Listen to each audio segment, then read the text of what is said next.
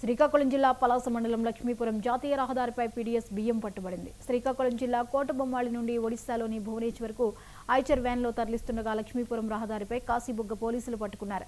కోటబొమ్మాళి టెక్కల్లో సేకరించిన పీడీఎస్ బియ్యాన్ని భువనేశ్వర్కు తరలిస్తున్నట్లు సమాచారాన్ని అందుకున్న పోలీసులు పలాస టోల్ ప్లాజా వద్ద మాటు వేసి పట్టుకున్నారు. కేసు నమోదు చేసుకున్న పోలీసులు పీడీఎస్ బియ్యం వాహనాన్ని సీజ్ చేసి స్టేషన్కు తరలించారు.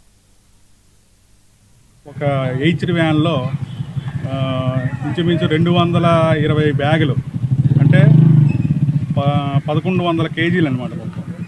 అది వాళ్ళు సీజ్ చేయడం జరిగింది వెహికల్తో పాటు. అది మాకు చెప్పి సిఎస్డిటీ అయిన నేను మా విఆర్ఓ గారికి అది హ్యాండ్ ఓవర్ చేసి ఉన్నారు. దానిపై 6A కేసు బుక్ చేసి అదనపు రిపోర్టు మేము పైకి జేసీ గారికి అందజేస్తాము. అలాగే సిఏ గారికి కూడా ఒక కాపీ ఈరోజు ఇప్పించే ఏర్పాటు చేస్తామండి. సార్ 1100 కేజీలు 11,000 కేజీల 11,000 కేజీలు 11,000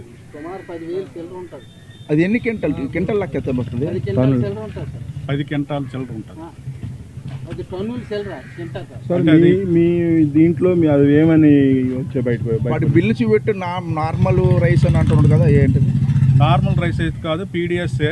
అది కూడా ఎంఎల్ఎస్ ఇన్ఛార్జ్ ఇక్కడికి మాకు స్టేట్ ఎంఎల్ఎస్ దీనికి పంపించి డీడీ తీసి పంపించి అది పీడిఎస్ కాదని నిర్ధారణ అవుతుంది. కానీ మా నిర్ధారణలో పీడిఎస్ రైసే అది. సార్ టోటల్గా ఎన్ని బ్యాగులు? 220. ఒక బ్యాగ్ ఎన్ని కేజీలు ఉంటాయి సార్? ఒకటి 50 కేజీలు. 50 కేజీలు అంటే 11,000 పైన.